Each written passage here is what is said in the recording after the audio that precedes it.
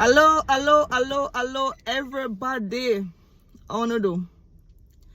My lovely people, how you do? No good? I hope you are doing fabulous today, yeah? Yes, so welcome to all my new subscriber and all my remaining subscriber. Big up on yourself straight, right? So today's video is gonna be about 86 and still working. 86 years old and broke, right? Hey, my love. When you're working, if you see you reach 40 and you don't have no money save, start save. £10, £5. Every time you get your pay, start putting something away for your retirement fund. Alright?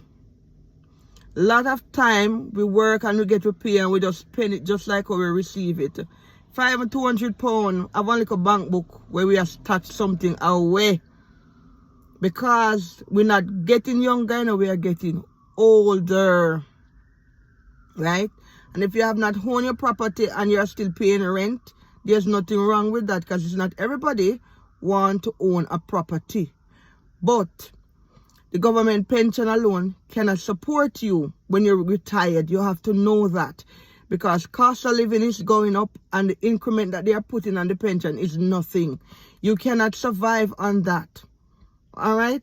So try have a little saving bank book where you can put away one £10 or one £20 or one £60 or one £100. That's how you can put it away every month or every week when you get paid. Put away something. Put it towards a retirement fund.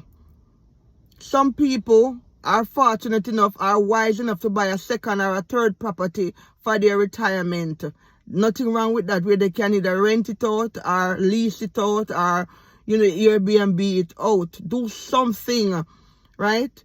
So my video today is based on a story of a gentleman that I know, right? I'm not going to call his name. I'm going to call him Clyde, right? So Clyde is an 86 years old gentleman who is still working because he's broke, right? Clyde told me that he and his wife returned to the Caribbean when he was in his 50s. He do not have a house in the UK and he do not have a house in the Caribbean. He went back to the Caribbean to stay at his father's place where his father passed on and leave, and he have other brothers and siblings, but they are not in need of the place. So he went there and renovate the place and lived there, him and his wife.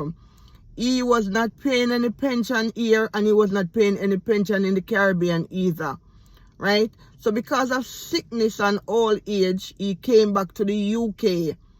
After returning to the UK, because he did not put in nothing into the pension fund much, because he was a mechanic and he was doing cashing on when he was here first before he went to the Caribbean. So he did not put nothing in the pension fund. So now he at 86 years old, he's still working, physically working. And Clyde is really old and feeble. But you know what? He's still physically working, right? Many days he does not have enough money to buy lunch or buy things that he needs, right? Sometime I will give him £20 or so. I don't know if he's making it up when he told me he don't have any money, but that was what he told me, right?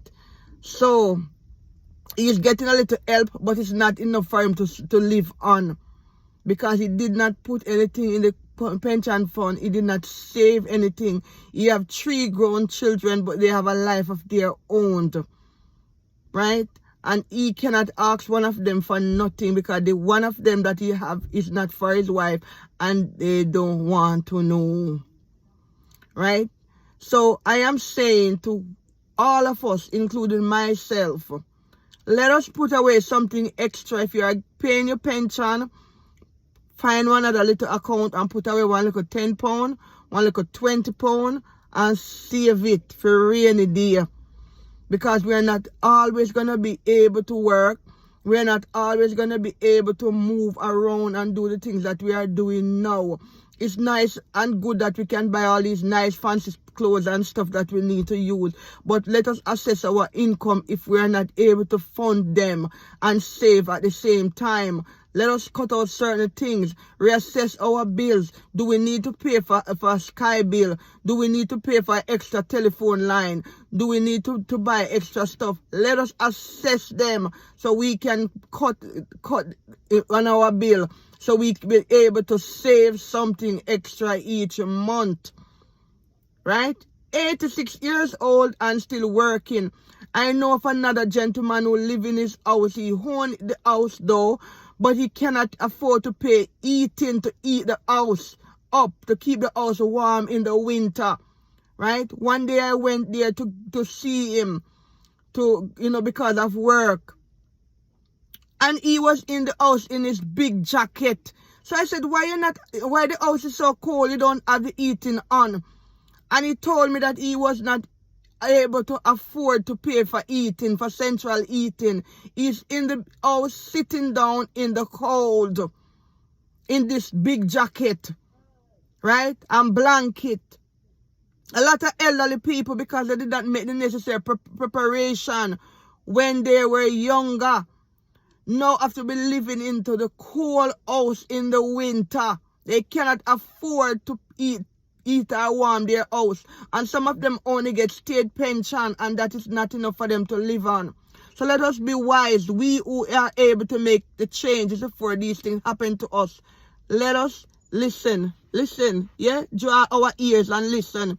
Save £110, save £120, save £130 a month time extra for retirement, so we not fall in these traps. Alright? Remember me said it. You hear me?